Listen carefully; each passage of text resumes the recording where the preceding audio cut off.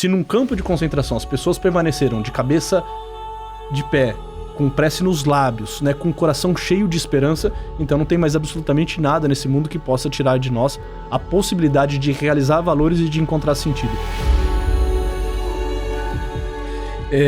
Em 38 vem a anexação da Áustria ao Terceiro Reich.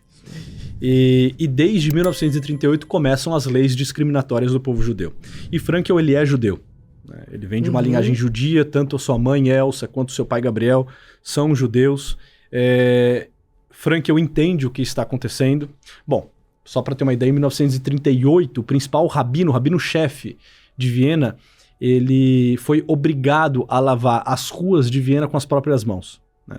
As sinagogas, em 39, né, já estão todas derrubadas.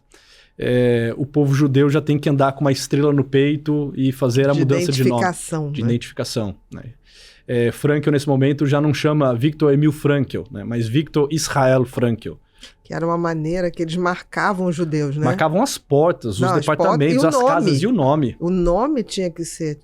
botar o Israel como... Para que não tivesse dúvida de que você era judeu. Exatamente. E Frankl só não foi deportado e levado aos campos de concentração em 1938 porque ele está como médico-chefe dessa clínica que atende judeus.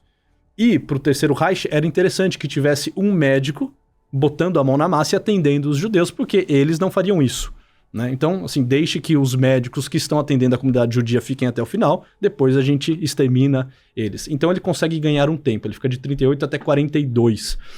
Só que é o seguinte, ele poderia facilmente, em 1938, ter saído de Viena e ter ido a outros países, como por exemplo os Estados Unidos. Muitas faculdades. Nossa, os departamentos queriam ele tinha grandes amigos e portas abertas, escancaradas em outras universidades. O passaporte americano dele já estava ativo. Ele poderia ter rumo aos Estados Unidos, como muitos fizeram, e ter fugido da guerra, da perseguição, enfim. Mas ele resolve ficar em Viena, né? Contra tudo e contra todos, ele resolve ficar em Viena. E tem dois motivos que fazem Frankl permanecer em Viena. O segundo é bem conhecido. O primeiro ele é pouco comentado, mas ele ajuda no discernimento e na tomada de decisão de Frankl, que é o seguinte. Primeiro, ele tem um sonho, né? E nesse sonho ele vê uma fila interminável de pacientes psicóticos sendo todos eles conduzidos à câmara de gás. Ele tem esse sonho? Ele tem esse sonho, ele relata esse sonho, ele escreve esse sonho, comenta com a mãe dele. Tem alguns sonhos na vida de Frankl que são muito decisivos e bem emblemáticos. Esse é um logo no início da guerra. E ele fala que durante o sonho ele sente uma profunda compaixão daquele povo. E nesse sonho ele permanece nessa fila, dando conforto e conversando com cada um daqueles pacientes que estão caminhando para a câmara de gás, né? E ele acorda desse sonho meio decidido, olha, eu preciso ficar, eu sou psiquiatra, eu posso trazer algum alívio àqueles que estão caminhando para o extermínio, e se eu posso fazer algo, então eu devo fazer isso. Essa noção do cumprimento do dever para Frankl é muito forte. Que tem que ser feito. Exato, faça o que tem que ser feito, né? E um segundo motivo, quando as sinagogas em Viena são derrubadas, Viktor Frankl, ele entra num estado de desespero, ele não sabe muito bem o que fazer, né? Ele precisa de fato decidir o que ele vai fazer, se ele vai para os Estados Unidos ou se ele permanece de fato em Viena, o tempo já está reduzido, e ele entra na Catedral Santo Estevão, que é uma das igrejas mais lindas que eu já entrei em toda a minha vida. Da Europa, né? Da Europa. É uma catedral belíssima.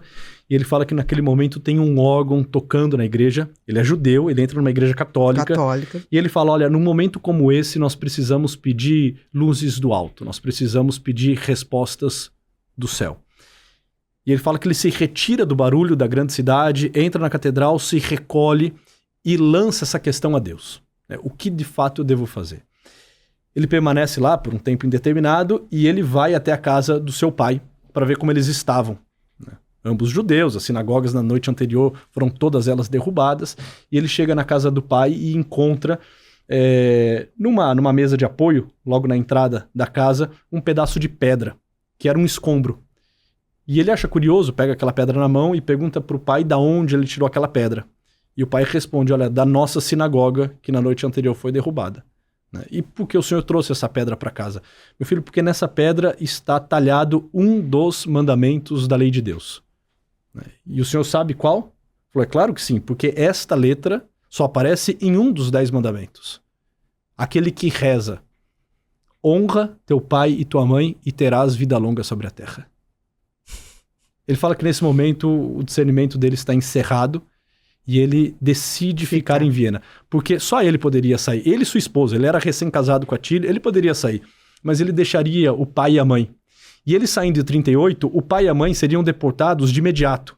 Ele permanecendo como médico, ele poderia dar uma garantia de mais alguns dias, meses, enfim, para os seus pais. Ele permanece em Viena e em 1942, aí já não tem como, ele, a sua esposa Tilly, o seu pai Gabriel, a sua mãe Elsa, o seu irmão, são todos conduzidos para o campo de concentração. E durante 3 anos, Viktor Frankl passa pelos campos de concentração, ele fica 42, 43, 44, 45, desculpa, ele fica 4 anos. 4 anos. Nos campos de concentração. Um dos campos de concentração pelos quais ele passa é o campo de concentração, que é um campo de extermínio, né, que é o campo de Auschwitz. E nos campos de concentração ele perde todos. Em 1945, quando as tropas americanas entram e libertam os prisioneiros, Viktor Frankl é o único da família que está vivo. O pai havia morrido, basicamente, nos seus braços, no gueto de Terezin, que foi o primeiro lugar que eles foram conduzidos. Ele pôde assistir a morte do pai, e inclusive ministrar alguns fármacos para aliviar os sintomas e as dores do pai. O pai estava já com uma pneumonia muito avançada, com dificuldade de respirar. Frankl, por uma graça, consegue contrabandear de um ambulatório uma ampola de morfina e ele vai ministrando para o pai para que ele possa morrer com dignidade. Morrer com dignidade, exatamente. E ele fala que quando o pai dele morre, ele tem a certeza de que ele fez a melhor decisão da vida dele, de ficar e estar honrando o pai até o final da vida. Né? O pai de Frankl tinha um lema. O lema de Gabriel era: como Deus quer, assim eu aceito. E ele diz que quando o pai está para morrer, ele fala: pai, mais alguma coisa que eu possa fazer para o senhor? Ele diz: não, meu filho. E Frankl percebe que nesse não está esse eu aceito. Se agora é minha hora... É o que Deus quer. Né? Se ele quer, assim... E o pai dele morre em paz. A morte da esposa e da mãe ele fica sabendo só depois, quando... Em outra ala, né? Elas estão em outra ala. A Tilly, quando descobre que Frankl está sendo deportado para um campo de extermínio, ela estava num gueto que assim, era uma vida extremamente precária, mas está longe de ser um campo de extermínio como Auschwitz, né? Quando ela descobre que o marido dela está sendo deportada, ela se alista, ela se apresenta para ir também para Auschwitz. E lá ela morre nas câmaras de gás. Quando ele volta em 45, ele vai buscando informações e ele descobre que realmente não restou nada. Né? A casa dele já não pertencia à família Frankl, foi tirada. O governo deu, né, uma outra casa muito simples, muito pequena para ele. Casa essa que ele viveu até o final da vida. Tive a oportunidade de estar o ano passado nessa casa. Ele perdeu a cátedra, perdeu todos os escritos, perdeu os artigos, perdeu a família. E nesse momento, em 1945, Viktor Frankl está destruído. Né? E ele se faz um questionamento. Por que Deus não me levou? Porque eu tenho que... Porque todos, né? Todos foram. Todos, os meus foram, né? O que eu faço ainda aqui nesse mundo? Por que eu tô vivo, né? E tem uma reflexão muito interessante dele. Ele fala que ele se percebe como um jovenzinho que ficou detido na sala de aula. O sinal tocou, todos voltaram para casa, mas ele ficou retido em sala de aula. E aí ele se pergunta, mas por que motivos um estudante, um jovem, permanece na sala de aula depois que o sinal já tocou? E ele responde, olha, muito possivelmente porque ele não terminou a sua tarefa. Se eu estou aqui nesse mundo é porque eu ainda tenho uma tarefa. Se eu tivesse encerrado todas as minhas tarefas, o sinal também teria tocado para mim. E nesse momento assim de lucidez e de uma força extraordinária, ele começa a retomar os seus trabalhos. Uma das primeiras coisas que ele faz é reescrever o seu manuscrito perdido, que é o grande livro da logoterapia, que é o livro Psicoterapia e Sentido da Vida, né, que é o livro principal que nós temos. Ele reescreve todo esse livro. Na sequência, ele pede para que algumas mulheres tomem nota de um relato que ele vai fazer, e esse relato que ele faz é o relato dele enquanto prisioneiro nos campos de concentração. Isso se torna um livro, que é o livro Em Busca de Sentido, que não é só um livro, é um dos livros mais vendidos de todo mundo. Está entre os 10 livros que mudaram o curso da humanidade, segundo a Biblioteca do Congresso de Washington. Ele escreve esse livro. A primeira versão ele publica de modo anônimo, ele não quer colocar o nome dele, ele falou que não quer fama alguma e reconhecimento por conta desse livro, ele só quer que o mundo saiba o que de fato aconteceu e saiba o que aconteceu a partir de um olhar de um médico, de um psiquiatra. Depois ele é dissuadido de manter esse livro no anonimato por um amigo dele, que é o Alport, né, um grande psicólogo norte-americano da Universidade de Harvard, e aí sim ele coloca o nome no livro, e esse livro, assim, estoura em todo mundo. É verdade. Né? Se torna um grande best-seller. E a beleza desse livro é a seguinte: ele fala sobre a tragédia, sobre o inferno dantesco que foram os campos de concentração, mas ele coloca isso sem abrir mão do otimismo, da esperança, sem abrir mão daquilo que era o tema central de toda a sua vida, que era o sentido da vida. Será que há sentido em meu sofrimento?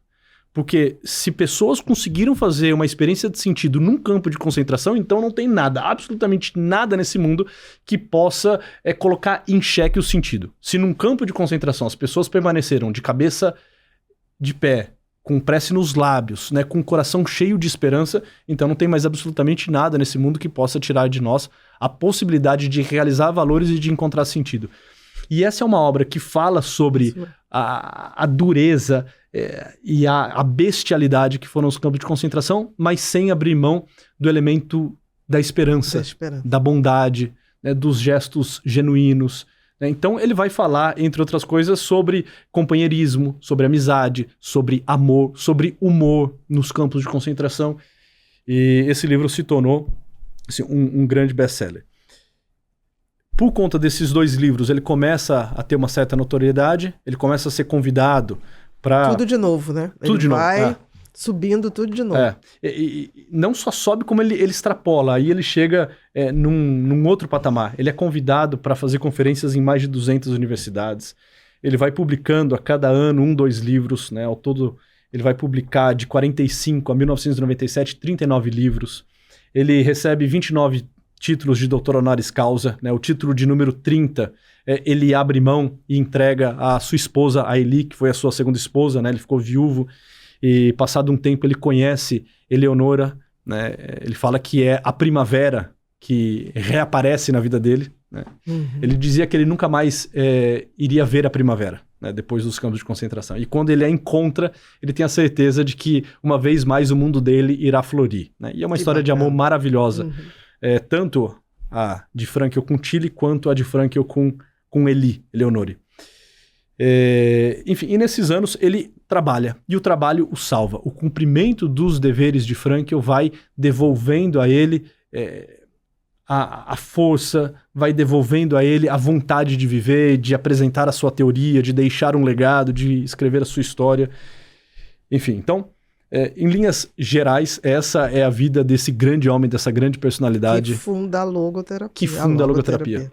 Olá, queridos. Estou passando aqui rapidinho para avisar vocês que a nossa Black Week já começou. Convido você agora para clicar no link abaixo e dar o primeiro passo nessa jornada importante de conhecimento e autocuidado.